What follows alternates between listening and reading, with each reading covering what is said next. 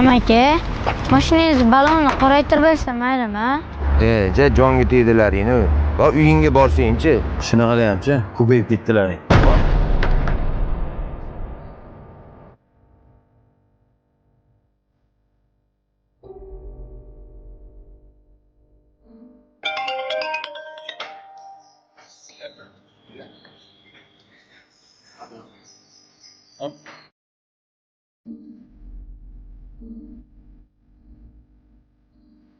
Mana ko'rdingmi?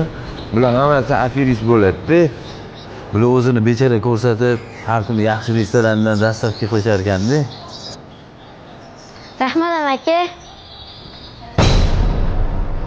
Bizning farzandlarimiz issiqqina uyda maza qilib taomlar o'tirganda bu bola bo'l tushunarli.